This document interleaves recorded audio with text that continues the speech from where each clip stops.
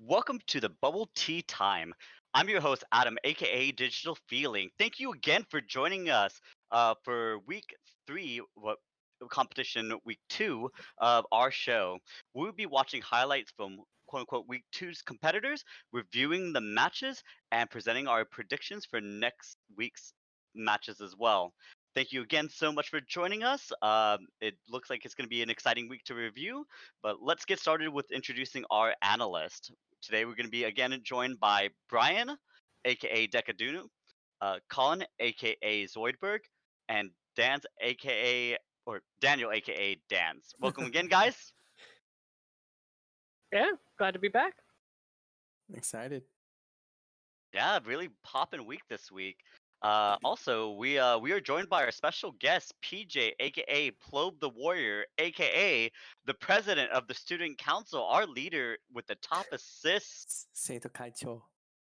Seto Kaicho. Welcome, PJ. Hi, what's up, guys? Oh man. Oh man. Oh Oh, man. Oh man. What's the highlight of the okay, it's season so okay. far? This is a Well, close one though. PJ will be joining us for all our segments. If you have any pressing questions, please posting in our Twitch chat, and someone will gather them for you. Very awesome. I think we have a clip for We- Yeah. we're gonna introduce our first game, which is gonna be return back to it. It's gonna be a True Heart Destiny versus the Good Boys. This was actually a True Heart Destiny win for this week, and we're gonna start off with a clip. If we can go to you, Brian. Unmuted. Okay, unmuted. Sure thing. Yeah, this one's a pretty exciting game for us. We had actually kind of overstayed and thrown a little bit. So the good boys make the very good call to go for Baron in the moment. However, they didn't really do their due diligence in like sweeping out vision. So if you'll notice, I've started my TP near red, and right when the Baron is about to go down, I go over and get a big taunt on 3 carries. And yeah, my team does a really good job of cleaning everything up. It looks actually like it's going south, but then 200 years happens, and Aphelios says, Aphelios That's says 200 years. yeah, so like this is a big swinging point. I think it could have gone really either way. There are like a lot of things that could have changed this outcome. Rise might have been able to TP in there and DPS down faster, so a few people died. Maybe they sweep that ward, so I don't get like a hard flank on that side. But yeah, like those lines are like how close it really was to like being something that could have been like a defining moment for the good boys. I guess luckily we just had like good fortune on our side and good vision on our side, and we're able to like set up a play that really turned in our favor. Yeah, that was a Yeah. really good, well fought team fight. I think part of it had to do with our staggered deaths, so they weren't expecting us to actually make it in time. Looks like we've lost Colin. Can you guys hear me? I'm still here. My camera seems to Yes. have died. Die. I'm working on getting it back. Did you get 200 years as well? Yeah, I also got 200 years. That's exactly what happened. Oh man. I know it's a crazy unfortunate. Let me see Oh. what I can do here. You Mini guys me. can still hear me. No That's worries. So we have now PJ on duplicate. The unlimited PJ stream Oh no. and people switching around. There we go. Sorry about that. Colin's back. All right. Well, that's the excitement of being live. So no worries.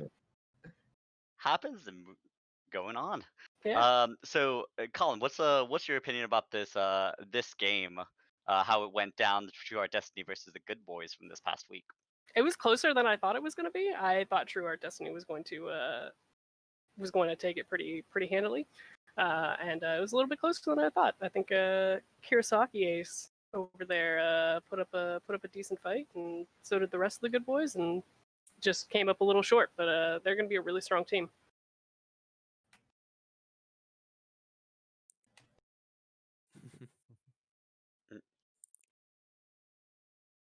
Oh, awesome. Yes. Yeah. For True Heart Destiny, they looking dominant with the 2-0 win as well. It's quite a difference in kind of styles. I thought for True Heart Destiny, a little bit more controlled and everything. Um, what again with Brian being the shot caller, if we can get a little bit more insight with that. If I can even call you that, is the single shot caller or the group shot caller? I think overall I'm probably the shot caller, but we have like a lot of voices going through comms. I think overall though, like in the end, it's pretty clean, and whatever decisions we make, we're all pretty like aligned on when we actually make them. Um, yeah, I think the strength of our team isn't necessarily like our players. It isn't necessarily like our picks or anything. It's just we're really versatile, and like if we want to play dive like we did that game, we can do it. If we want to play like predict the AC like in game one, we can do it. Um, yeah, we can do a lot of different styles and like push tempo like really quickly. Our games are statistically the bloodiest games in BTL, and there have only been like what 20. Our average game time is like 28 minutes or something. But even in 28-minute average long games, we still have the bloodiest games in BTL. A lot of it is just because we like constantly commit to like fights that we find favorable, and sometimes it gets us in trouble. But then other times, like our vision control and like our ability to construct fights means like each fight breaks open a lot of space for us. Real quick on the bloodiness of games, PJ, Mr. President, how do you Sir. feel about that? It's going in for lots of kills, getting the advantage, versus a more controlled game. Is there a style that you prefer? Something that you like? Real quick. Uh, I mean, everyone likes a bloodbath. I think everyone likes seeing a lot of kills going on. The clip that you showed earlier with like you going in to fight during the Baron Pit fight was pretty exciting. I think a lot of the excitement was also early in the game when Aphelios got a kill, you guys tower dived them, a lot of silly stuff. I think it was a pretty good game. I like bloodbaths. That's more of my favorite type of play style, if anything else.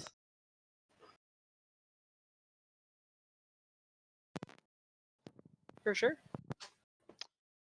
All right, very awesome. That's so exciting. I do personally love Bloodbaths. They're really awesome to commentate, and they're awesome to look at. I think there's just so much going on there. I think that's a bit of a theme with some of the clips that we'll be watching today, is that they are chaotic. Um, so, for example, we can go to our next match, which is Milwaukee Bucks baby versus the Executive Order with a Milwaukee Bucks Baby. win. But let's take a look at what happened during this, and we're going to toss it to Colin for this. Yeah, this is tag team wrestling at its finest here. You get the knock up by Malphite, and you're just going to see everybody gets airborne at some point, including Ezreal, who takes the blasting cone. But this is a really split up fight, actually, and it's pretty close, despite there being almost a 10,000 gold deficit for Executive Order at this point. They put up a really strong fight here. You're going to watch Jhin able to burst down Malphite one more. The Nick Mead. Oh, there it is. You have the Kindred ult that saves them from the Karthus. Oof. And this clip just keeps on going. Jhin is going to ult. He's going to pop Braum. Going to miss the last two. Karthus flashes over the wall. They think they're safe and out. And here comes LeBlanc. One, And they see the two. Ludens. Ooh, and the Ludens proc. Sick And then the fight. great W here by Jhin to secure the final kill on Kindred for the ace. But it was a really close fight. 10,000 gold difference, and they're still able to. I mean, they killed 3. It was a really, really close fought fight there, which shows their desire to continue to keep pushing instead of just like letting, a team Right. steamroll basically. There's a lot of like little like minute things that went on in that fight too that really swung it. Like when Malphite ulted in at the very start of the clip, Nick Mead flashed the Malphite ult and didn't get knocked up. Elena was able to ult somebody in the back line and knock up like 3 people with an ult that just went through like literally the entire team. And as she ulted and knocked up the entire team, she also turned and peeled Malphite off Nick Mead again. So yeah, like a ton of little things there that kind of like made the difference in a fight that looked really close, and honestly it could have been really close. It could have been the other way around, but some like really big individual outplays too to like really swing the tide. also as per usual Yeah. playing a big role, including Kindred's ult that saved a lot of the team into that fight that allowed them to re-engage. That I thought was a big push through. Dans, what did you think? It was definitely a close fight, but you see in the end of the clip that Cho'Gath is TPing all bot lane to get the tier 2 turret, and he realizes, well, my team's got it covered. I can just go for this turret, and then they can secure Dragon. Yeah. I think that's with with that 10K gold lead. I think that's where that comes from. Like they Yeah. got that confidence at that point that they're like, oh no, we got this wrapped up. I don't need to be there. Especially with the positioning of Jin, which is super aggressive, which you don't see very often, but it looked like it allowed the continuation of the fight, which um, uh, the fight lasted a long time, where I think most bloody fights last probably 30 seconds to a minute. Am I correct there? I mean, I think most fights last a lot shorter than that. I think most fights are like 15 seconds long. But then you get this one drawn out because of how split the fight is, and then the Kindred ult is honestly why this fight lasts a long time. Without the Kindred ult, this fight is over a lot faster.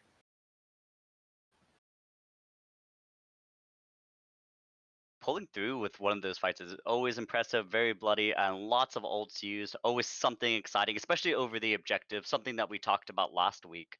It really draws out some of the best out of the players, I think, and items like Ludens really opens up the battlefield. I saw as well. PJ, can I just get your thoughts on like item choice and everything like that? How important it is, what you like to build, something maybe your favorite item to like, kind of go off on. In terms of like top lane or just in Yeah, it's general? top lane. Yeah. Top lane, yeah. I mean, item choice is very specific. Like if there's if there's a melee top and melee jungle, and you're gonna get ganked a bunch, you need to go tabbies and all that stuff like that. So it's you have to. Sometimes you want to build to fight. You never want to build just for the laner you're going, unless you're like completely stopping at all. You want to try to think outside the box and try to think in terms of like how you're going to benefit the team and how you're going to play against the other like carries in the other team too. So I think you have to be very smart and you have to try to think outside the box a lot of the time. Very amazing. It's always good insight to see. Being dynamic is being a huge portion of being a good top laner and being any good laner, I believe. Uh, with that, let's go on to Nutter Butter Scullers versus Acid Rabbits, where Acid Rabbits were able to pull out a win.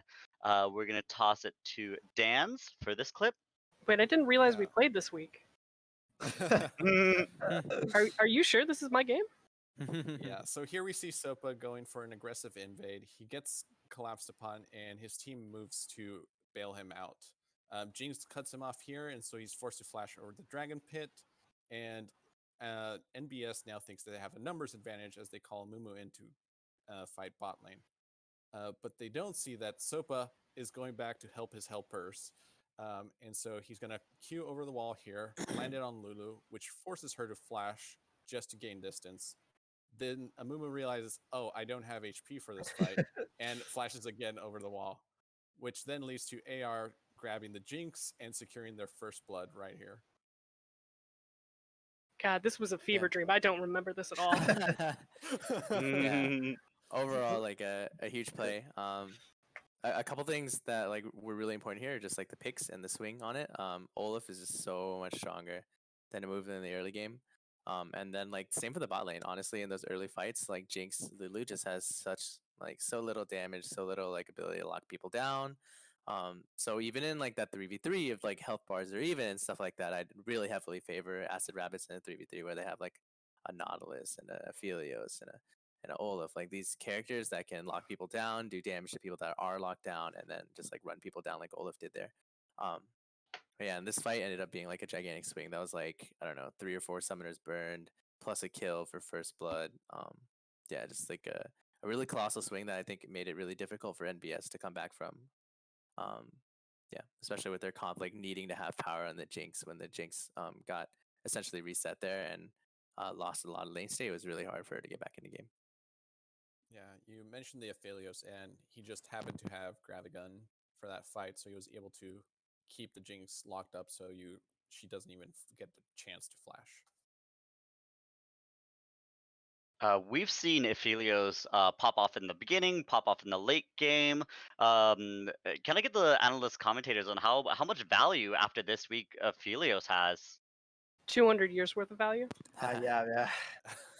That beat you to Yeah, it. absolutely.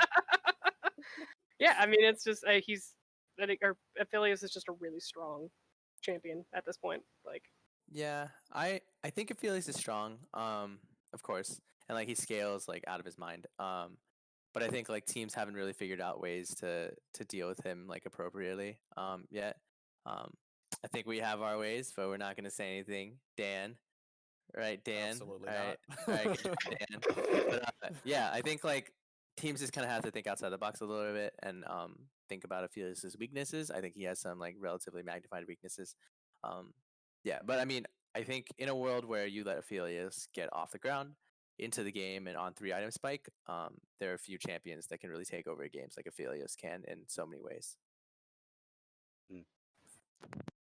On the return, just real quick, PJ, how do you feel about the return of Olaf back into that fight, making that choice, going back in, trying to get the kill, and because he's already used Flash, he's already on the back foot, and he also, I believe, saw a Mumu at some point. Um, uh, is it risky? Was there no risk? It looked like, it depends on the player, right? I think Sopa was very confident coming back because I don't know if they knew if the jungler was really already low health already. So if at least I think the mid laner already showed top mid lane already. So like when they started that fight, I think they were confident enough to 3v3 on that one right there. I Right. think them catching out the Lulu in that fight was also very important, and then sliding the stuns and stuff like that, and then them just trying to get greedy for that kill, and then I think they should just probably backed off from that. And as soon as they saw Olaf, they should have ran away because he just doesn't slow them down and kill them a Yeah. bunch. Yeah, there was at the start of the clip when Sopa is actually running away from the Morgana, who's also pivoted down, who actually had first pivot there. Sopa actually dodged a binding in the red side Yeah. bush, and that just kind of like let him run free. So yeah, it was good by Sopa too. I think if I'm the Olaf there, I play with lots of bravado, and Sopa did just that. He kind of Mm. like invaded. He even knew that his mid lane might not have the pressure to like actually be first pivot valve on that, but he was still like in the jungle messing with the Amumu. And he knew the bot lane, like his bot lane would be favored in any skirmish. So I Yeah. think Sopa had a champion matchup that he was winning, a bot lane matchup that he would win in a skirmish with, and he just used those advantages. And I think Sopa played really well in that game. Yeah, he played really well that game. Yeah. Absolutely. Man, Sopa just doing the work there and getting there and trusting his team that they're gonna pull it up through. Something really impressive, and hope to see from more teams see that trust. Um, Speaking of trust, we'll go on to our fourth clip, which is going to be Second Breakfast versus Deep Dive, with Deep Dive having the win this week. We're going to go toss it back up to Brian. muted. I'm muted. Okay, I'm here. Yeah, so the clip starts off by Clip starts off by Renekton actually double dashing into the team and stunning Wired. But Nick does a great job here. Yobade Wired does a great job here of delaying with Zhonya's, and then ults in the middle of the team, and it looks like Deep Dive, even though it's so far ahead, they don't fully like respect his ult, and Zane on Fire Knight 19 on Ash can just kind of free hit people down. Yeah, and does a lot doing that. He unfortunately walks into a double bomb that was really well placed by Wired to section the fight, and dies for it. But being so far behind, I think it was like almost 10k, probably more than 10k gold behind, winning a fight this decisively was like really impressive on Second Breakfast, and I think it shows a lot of the potential that the team has. They have a really aggressive top laner, like the Great Flash showed no hesitation. He's 0-4 starting this clip, but he still shows no hesitation double dashing on Scuttle and going backline to be a threat. And his Q did hit like 3 members of the team and did really set up his team there. You could only imagine like if he was bigger, like as a if he instead of like being 0-4, he was like 4-4 or something there. This fight could have been even more swingy. So yeah, I think it really showcases like the potential that Second Breakfast has to be able to like swing games. I think like their main issues right now have been in the early game, getting to the point where they can swing, and so as We they lost Colin. develop, as they Hmm. develop their synergies in the early game, we'll see more fights like this from them, and that's really exciting for us. Noticing, I think you touched on a good point. Why are they really doing their best to mitigate as much of the damage that was happening, putting the bombs exactly where they needed to be in the middle of a Lissandra ult? I think that takes a lot of resolve to make sure you're still playing for the end game. Yeah, for sure. I think Wired played this fight pretty well with the double bombs and all that, and like I think yeah, I think it was a really close fight, and in a game like the rest of the game, not encapsulated in this clip, was pretty dominated by Deep Dive. Jack Limestone and Jinx got a ton of power early and was able to transition that, and the entire team was kind of like built around his strength with the Zilean and the Morgana pick, and they really used that really well to perfection and just kind of like ran over the game. So like I think yeah, like this game even though it was like pretty one-sided, it definitely shows that like some of the teams that haven't been like winning yet up to this point, just 2 weeks in, actually have a lot of potential to grow and have a lot of potential to kind of like unlock those dangerous carries and those dangerous team fights. They just kind of have to have some like the early game deficits in order, so they're on like an even playing field when they're taking these fights. When you have PJ, let me ask you, when you have such a dominant player like Jack Limestone, someone who has shown carry potential, uh, uh, in your team, putting a lot of resources on them, Zillion, who can revive them, and other champions. How does that mentally affect the other team? Because we see that there is protection there for it. Uh, if you can't kill the big guy with the big stick on the team, it gets a little scary for the other guys, I think. So I I think mentally wise, it's a big plus for sure. If if you can trust your teammates to do their job and to protect you every team fight, that you know that you're gonna get the win. As long as you have if they have your back and you're able to wield the big stick well, I think more often than not you see this happen where they just start to pop off like that. That's very apt. Very apt. Well, we'll go on to our final match from last week, which is Panic in Our Oceans versus the Student Council. And we're going to toss this back to Colin. Yeah, this is a really, really fun clip to break down. You have one team pushing into the base, and if you look down on the very bottom of the minimap, you have two side laners, one for each team. The Swain decides to TP. Cassidy also has his TP, but decides not to. So you're going to have a base race here. Yeah, So Casson, actually, if you notice, Casson tried to TP, Yeah, but the he's- turret died, and his yeah, TP the turret died. canceled. I just actually did Yeah. just see that. Yeah, so he tries to TP and he just decides, all right, well, I can't get back in time now, so I guess I'm going to go for the back door, which is not a bad decision, honestly. You see, you can see how close this game is. It's 21-20. Each team has 3 drags, and basically they're both pushing into each other's base. And you have Adam popping off on Jin here this game. You're going to see him start to clean up all these kills. There's 1. There's 2, and then he's even gonna pop the Zac passive. And if they clean up this kill on Zac, it's gonna be tight. Like they might be able to push for the win here if they clean up that kill on Zac.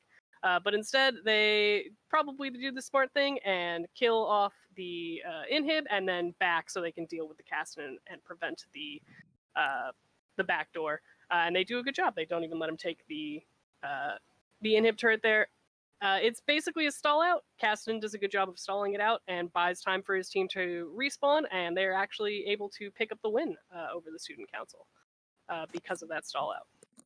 This one hurts Yeah. for Plobe and Adam, I see. I mean, I would like to highlight Panic in Our Oceans, just CC lockdown in the fight. At the beginning of the fight, you see Echo jump in, and he gets locked down by Ornn ult, Ashe arrow, and then he's gone. Doesn't get a chance to ult and save himself. And I think if Man Puppet had gotten a chance to do that, that fight goes much more in the favor of the Student Council, and then they might even push for the win.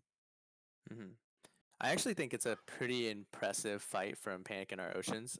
With the TP canceled, it was a 45. They actually turned it into like a 2 for 3, and like they never really were in base like in trouble of their base being lost outside of that hit, which was pretty doomed in general when the tower went down. Um, yeah, I think Amory or Banana's movement on Ash was actually pretty impressive in that clip. If you watch it, there's a lot of stuff that she dodges out, and she kind of continually pumps damage on targets that she should be pumping damage on. On the other hand, Digital Feeling was just so stupid far ahead that he kind of just like one shot everybody on the team.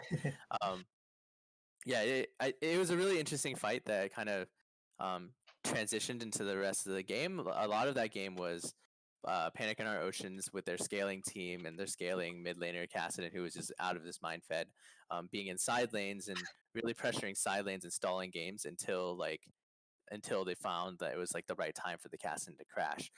But on TSC, they had the initiative to see whenever Caston was on the side lane, like sure, they're waiting for the right time for him to crash, but what if that time is right now when he's not ready?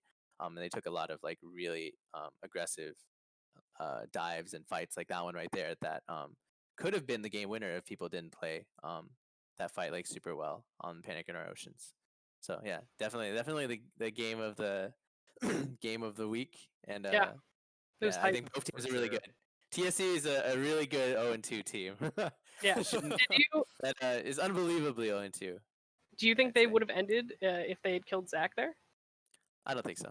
Nah, I don't think so either. No, I don't think so at all. They didn't really have like the requisite way for it. They might even lose to Cassidon in a pure pace race. Yeah.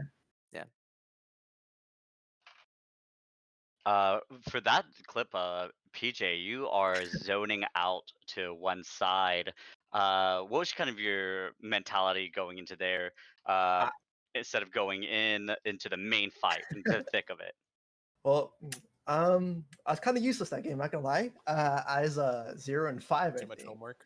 Yeah, too much homework for my class. Mm-hmm. My thought process is just to make sure that one tank didn't CC lock my whole team, and I was assuming it was gonna be 4v3 if I outzoned, but the Echo did get one shot, and I just kind of hoped Adam would clean up for the rest of the team fight, even if there wasn't Ornn there. So I tried to get the Zach out of the fight and hope and just pray that when I come out of there, that someone was gonna Adam's out there like with his big gun just shooting everyone. That's all I was hoping for there.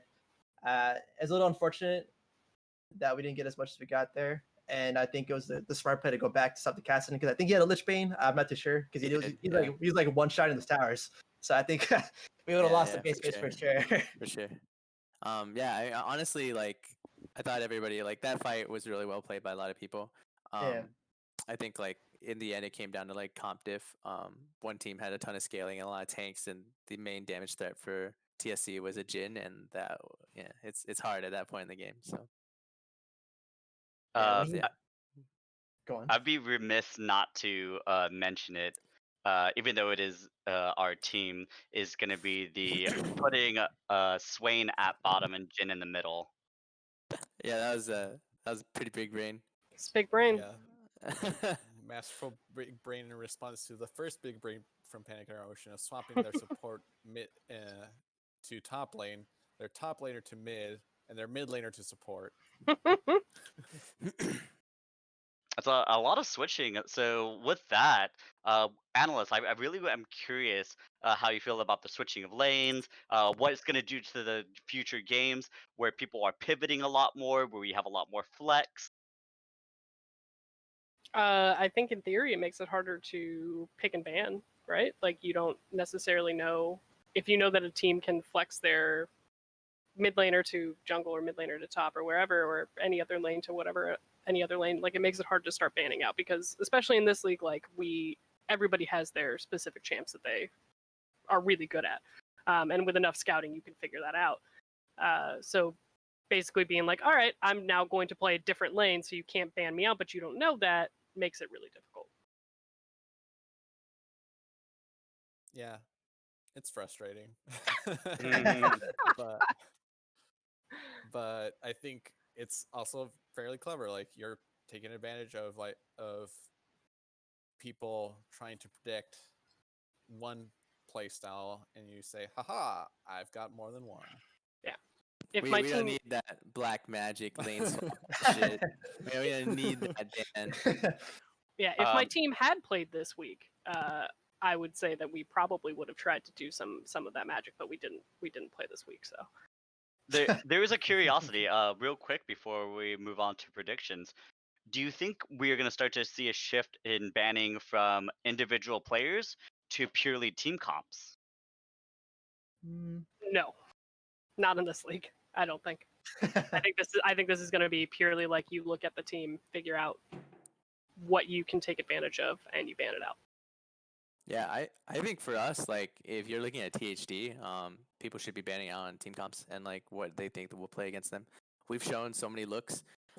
We have so many champions, and like I think anybody that looks at our team, if they like look at it like my mid pool or something, there's just gonna be so much there. Like, what are you really gonna feasibly ban out? And against a team like us, you should ban out like specific comps. Like if you think that dive would be really good against your team, we're probably thinking the same thing. So maybe like banning out dive against you, stuff like that. So I think against certain teams, it's going to be about like, oh, this player is really, really good at like, Pike. Yeah, Lena. Pike. Or Yeah. like Well, really, really good at like, Mhm. whatever, like Caston, whatever. But there are definitely other teams that are a little bit more well-rounded. And as the season goes on, I think a lot of teams will become more and more well-rounded. And then it'll be about like, hey, like my team is built around this, but like this specific composition would really do a lot of damage against it. Maybe we should pick and ban with respect to that knowledge that they are probably thinking the same thing. Thank you, all analysts. Yeah. Dance, do you have something? Oh no, I was just agreeing with Brian. I think certain comps that you just don't want to deal with it, you immediately get rid of it. Say, for example, Good Boys banning immediately the Yumi because the cat is an awful, horrendous thing that shouldn't be seen in lanes. The cat. the garbage of this earth. Truly. Well, with Getting a that, buff. getting the buff. Well, The cat is Zoe's best friend for sure. Oh Mhm. no. With that, let's go into our predictions for the coming weeks. We have 5 new games, 5 new opponents, and it's very exciting. Let's get that predictions up and let's see how we kind of lay out. Look at that. Oh, Much different spread. Swap. I flipped it on you. Surprise! Yes. 9-1. Can you really tell me 9-1? That- Oh, Yeah, That that's is fair. true. That is an fair. A. That's an A. You guys are That's- barely passing. Some of you. I don't know. well, yeah, well, that's true. We're 60. We're passing in certain countries at this point. Um, Hey, we got C's. That's all that matters, Dans. We got the C. We're cruising. As the saying goes, C's get degrees. C's get Got you, degrees, Steven. baby. That's all I'm C's get saying. degrees. If he's listening, I got you. well, let's take a look at this. Go with the differentials one more time. I think that's the most exciting. Brian, why the Good Boys? Oh, okay. So I think the Good Boys is pretty interesting here. Deep Dive, I think they're both good teams. I think like the Good Boys is 0-2 right now, and Deep Dive is 1-1. But I think they're both pretty good teams. I do think though that Deep Dive is a lot more one-dimensional than some of the other teams in the league, and I think the Good Boys is actually really set up pretty well to deal with it. Like they also have a strong top side, but they have a little bit more balance on their team, and not only do they have more balance, but like that top side.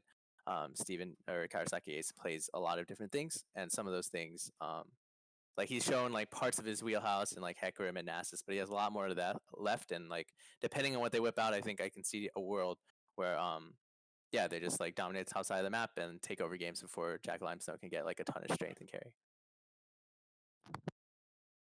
All right, for the others, it seems everyone else is in agreement with the opposing teams. Does anybody want to throw in their hat of why? I have one thing. Jack Limestone has 48% of his team's damage. That is a lot. Hog. Truly inspiration for all us ADCs right now. What we're trying to live up to, I think, is when you see Jack Limestone's play, you really want to be that much of a contribution. I think you got to put your money where the numbers are. I think with Dan's. Yeah, Very I awesome. mean, I work on the stats, and Numbers don't lie. Numbers don't lie. Let's take a look at the next one. This is a little bit more split up. Panic in Our Oceans versus Acid Rabbits. Let's toss it over to PJ. What's your reasoning for choosing the Acid Rabbits in this matchup?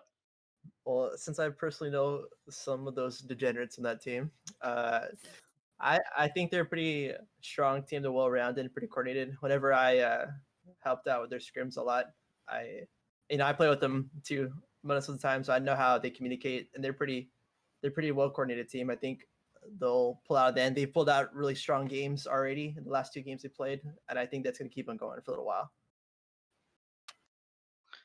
Brian, what about Panic in Our Oceans?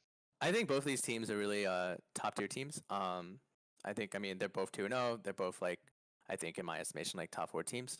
So I think it's going to be a close one, and I don't think, like, it's going to be a smash either way. But on the other hand, Panic in Our Oceans, I think, has just stronger carries. Like, I think realistically, oh God, now that I said that, Adam's going to get on my ass about it. Great.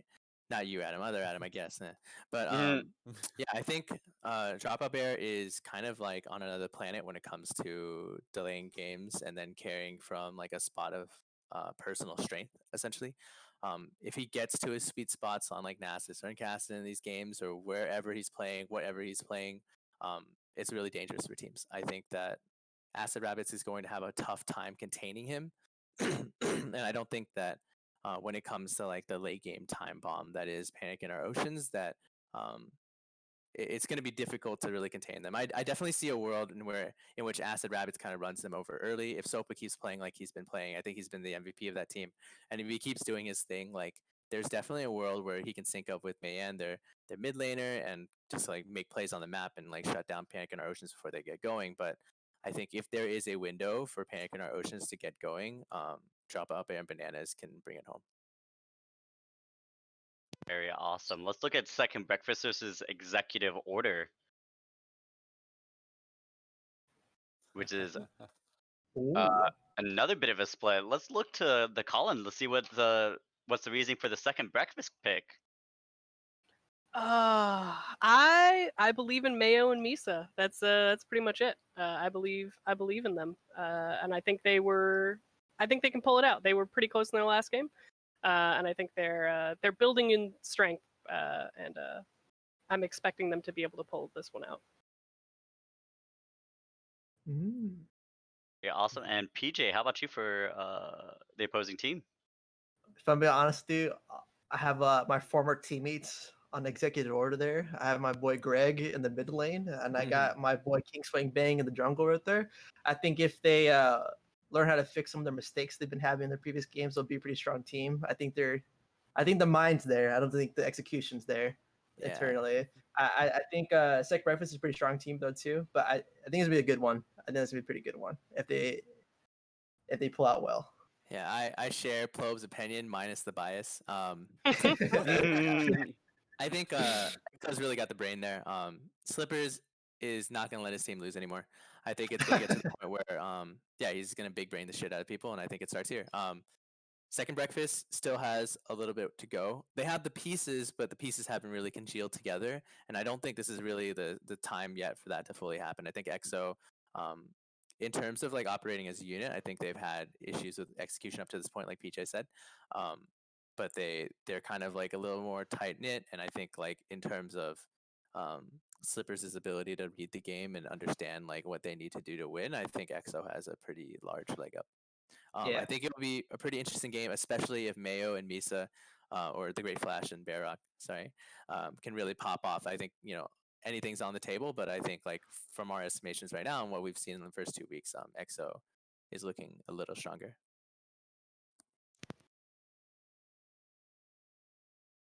Games are looking good now that we're going through the third rotation. Next game that we're going to take a look at is the Student Council versus Nutter Butter Scudlers. I believe. Colin, okay, what is the reason? Let's get your strong case and maybe sway the audience. I mean, we're 1-0. We're 1-0. We're coming off a hot win. we're thriving, guys. No, I mean, in all seriousness, we outthunk ourselves in the last game, and tried to do our own big brain, and it was small brain. It did not go well. And we're a much stronger team than that game that we just played. And we kind of like within like 10 minutes, we were like, all right, cool, we're going next. We got this. We didn't let it affect our mental at all. We were very calm and cool and collected, and we're just like, cool, this is not the game for us, and that's okay. And we move on and we live, laugh, love. You know. Very awesome. Since we got a person from that team, PJ, do you want to make an argument for the student council this week? Your own team. Damn. You're- Yeah. It's my own team, so I'm getting a little biased here as well. For us personally, I think we're a lot of cogs trying to think how we're gonna work together right now. I think we're a decently strong team. We've always done really well early game. I just think we had to execute it well to end the game. I think we're on the precipice of doing that right now as well. Unfortunately, I'm playing against my other former teammate Sue, on the team right there. But I think it'll be. How many former teammates do you have, man? Oh, I gotta beat them all up, man. I'm so mad at them right now. I'm pretty excited. I'm pretty excited to play against y'all. Yeah, I think it was a pretty honestly the last couple of games that TSC has lost were really close. They have the longest average game time in the league. That's one. And then two, I think it was just comp diff. Honestly, if there's a real PSA here, it's like looking Ginny in the face and saying, "Don't let your teammates pick the champions ever again. Just like pick everything for them, please." Happens every season, and like it's the time. But yeah, I think it was a pretty big comp difference. I think in terms of play, a lot of the players are improving really fast. Digital Feeling or Adam, our Grace's host, might be the most improved player over 2 weeks. And there's really that team is really strong. It's a lot stronger than an average 2 or O2 team should be. And I think like if they fix their draft issues and kind of like fix those like late game execution spots where the draft gets in their way, honestly, or they just like didn't execute their draft perfectly, I think like once they get those cogs out of there and they understand like, hey, these are our win cons and these are how we're going to draft to fulfill those win cons, and here's how we're going to go forward with those win cons, like once they have those lines of process in, they'll be a really, really formidable team. I think honestly a top 4 team. So that's why I think they win. I think it starts here. On the other hand, like NBS is a strong team. I think they're a lot stronger than what they showed last time with their interesting draft. Yeah, it was again, we didn't play. We're 1-0 and we're ready to jump to 2-0. Yeah, so I think this is going to be a really good match overall. We have a lot of good matches this week, to be honest. Pretty fun. But yeah, I think TSC has more dynamicism with like some of their players, and I think like honestly, I just don't put it past Ginny to big brain the shit out of any team. So he's pretty smart. She's pretty smart. Yeah. Yeah. And as you put it earlier, Brian, they're the best 0-2 team. They're really good. So. Very awesome. Let's look at the last match for this week, and it's gonna be Milwaukee Bucks baby versus True Heart Destiny. Why do you got to do it? Yeah, why you disagree, Adam? I actually think that the Milwaukee Bucks have a lot of tools with Elena. I think that the ADC is going to eventually just be able to pop off thanks to the roams. I feel it. I think that they do from the bottom up really well, and I think they're just gonna just chink the armor that is True Heart Destiny to be able to take them down. I believe the panic will happen. Is basically what I'm thinking that's gonna happen somewhere in the bot side. That's what I think. All right, let me jump in here. Let me jump in here. First of all, I'm a little disappointed that this matchup of the Brian versus Elena happens so early on in the season. Really, I want that to be like the last game every year. Like, just like give us that rivalry matchup, the same house playing like back to back.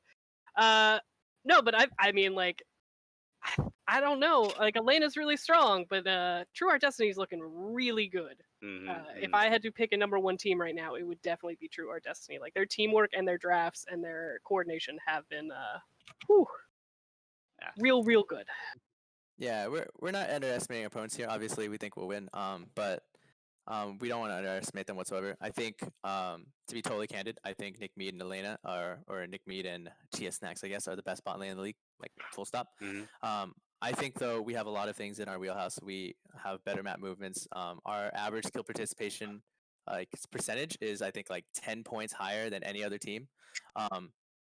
And we're just kind of flying all over the map. I think like they have a lot of strong points, but we have a lot of versatility and a lot of ability to be unpredictable on the map. And I think we'll hopefully be able to kind of like blitzkrieg them down.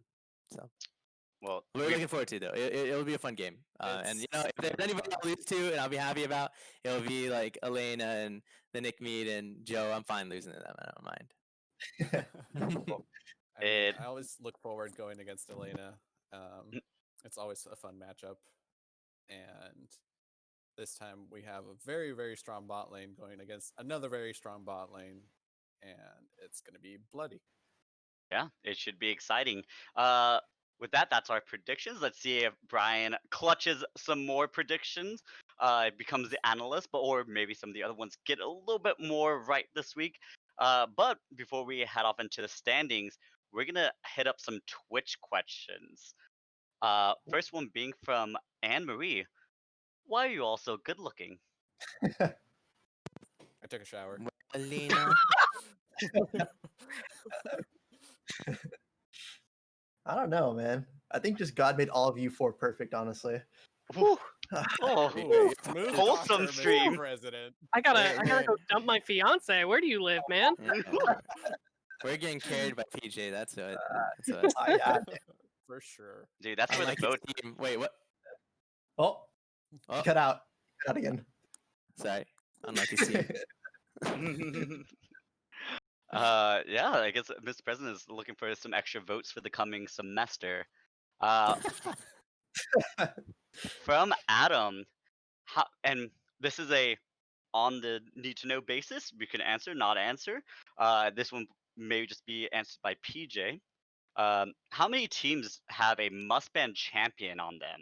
In general, don't have to say specific champions. Oh, I'm Damn. answering right. Someone's pushing for extra info. Well, Okay. Elena's Pike comes to mind.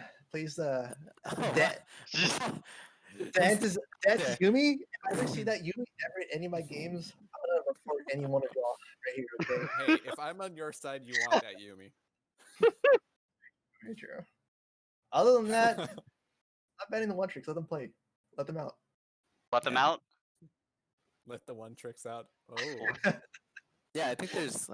I don't know. If I can hop in on this one, I think like there's like this weird overestimation of like one tricks and stuff like that. Like I think some of them are dangerous, sure, in the sense that like that pick plays well into whatever you're doing. But like when we're drafting, like we don't think, oh man, this guy is really good at X champion. We can't play no matter what. Like we think, is it good into our comp? Like if they play this thing, but our comp is like really good against it, like why don't we just leave it up, let him play it? Like we have a comp built to destroy that pick. So like, so yeah, we actually try to put people specifically on one tricks that we find are vulnerable because we're like, yeah, our comp is designed to destroy that one trick. Like if we bait you into picking it, like go ahead. And I think a lot of Makes you other teams should predictable. probably, yeah, I think a lot of other teams should probably draft in that lines too. And then there's other times where you're thinking, oh, that one trick is so like that specific champion is so versatile, or we don't really want to play that specific comp that beats it. So like maybe we should take it out of the pool, and like I think that's reasonable too. As the resident one trick on the desk, Oh. free the bird. Free the That's- bird. Free the bird. I will. birds Yeah. are meant to fly. Birds are meant to birds. fly. Don't cage the bird, guys. That's Oh. all. That's all you gotta say. Let's go on to our next question. Which league champions do you think are total cancers? And which do you think are Teemo. Scorpios? But what's the back end of that question? I'm sorry. Which would you say are Scorpios? Or I guess- Scorpio. Scorpios. What? What Being does that even Tauruses. mean? Thank you. I think they're talking about what style of champions they are, like personality wise. I think it's so important. But that's from Adam as well. But I think I mean, cancers. Like I said, Yumi is Zoe's best friend. Just you completely forget how annoying Zoe is to play against because Yumi exists now. Yeah. I mean, you also have your solo queue Yasuo. He's on your team. He's going 0-10. He's on the enemy team. He's going 10-0. For this next one, this is from Joe. You think that BTL will tend towards using meta pro pick champions, or you can continue with the one tricks? I think that depends on the team. Yeah, definitely depends on the team. I think teams with more versatility and that are specifically inclined towards building towards that versatility will have a wider champion pool. And in the idea of having wider champion pool, I don't think anybody's gonna be like, oh yeah, you really need to practice Shaco. Like that's the win condition here. If you're intentionally trying to spread your champion pool, you're probably gonna pick a lot of like meta stuff. Yeah. But yeah, I mean that said, I think a lot of one tricks are in this tournament, and if you let them have their one tricks, they'll pick it, even in compositions that might be bad for Let them. them free. Let them free, Yeah. please. Hmm. From Joe to Brian, how does Milwaukee Bucks baby win against THD? Uh, I got it. I got it. you It's a can't. very helpful hint. It's a Oh. very helpful hint that's in the Oh. client. You kill the Nexus. Yeah. Ooh, ah. Korean Uh, advice. Here's a pretty good question actually. From Adam, another question for the boys. Would Immortals be a top 5 team in BTL this season? Would Immortals? Yes, do- Immortals would be. Wow. I mean, there's a bunch of challenging There players are there. worse teams in the LCS that are that you could have picked. Immortals Yeah. would definitely be a top 5 team in BTL this year. Dang, that's messed up.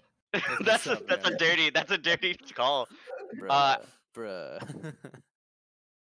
And the last one from Joe to Brian once again. Can y'all announce the 2-death Brian death bet? Oh, okay. So I think Joe. I can't exactly remember the details now, but something along the lines of if Joe solo kills me twice, I buy him a game on Steam. I think. Oh, all right. Oh. And then Spicy. if he All doesn't, right. he buys me a game, something like that. So we're looking Sure, for hard to- solo kills. Solo kills are when quite he's- hard for the I've the answered the BTL. call by the way and accepted this bet. Just so you know, for Wait, so, posterity's but sake. if you solo kill him twice, do you get a game? I think if I don't get solo kill twice, I get a game. I don't know. Or is Yeah, I it mean I'm solo that's killing only it twice? I don't fair. know. Like it's I only don't fair. know. Like it has to go both ways, right? It's his bet. I just accepted it. I didn't care Yeah, about the he did- he- details. As the lawyer, he didn't put it in the terms of agreement.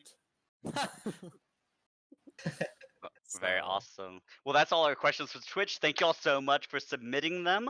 Please ask some more. We'll try to answer them at the near the end of the stream. Let's look at the standings recap for this this week this week, which is going to be Panic in Our Oceans, Milwaukee Bucks Baby, True Art Destiny, and Acid Rabbits at 2-0, Nutter Butter Scuttlers, and Deep Dive at 1-1, and the Student Council, Executive Order, Second Breakfast, and the Good Boys at 0-2. But it looks like a lot of that will change in these coming weeks. Remember that we have 10 seasons, so a lot can happen. And also, we'll have our schedule up after the broadcast. Which is let's go down the line real quick. Let's say which match we're most excited for. Let's start with Brian. most excited for. Oh man, there's a lot of good matches. I mean, there's mine, but let's assume we're not talking about mine.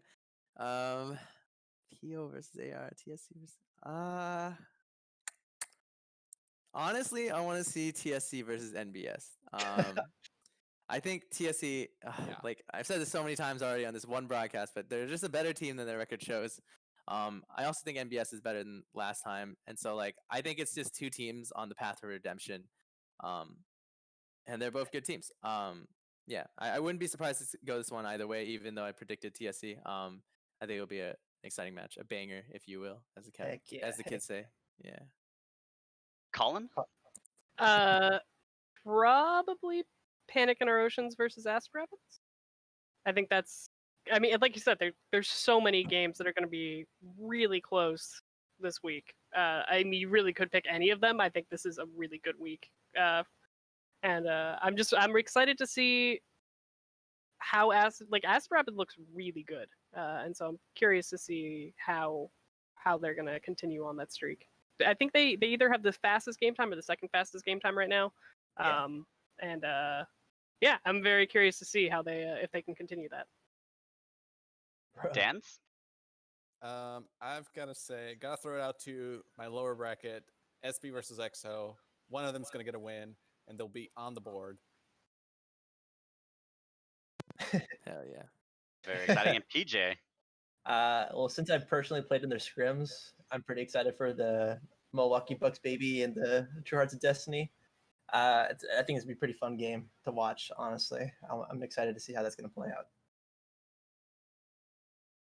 I think I'm gonna be excited for the Good Boys versus Deep Dive.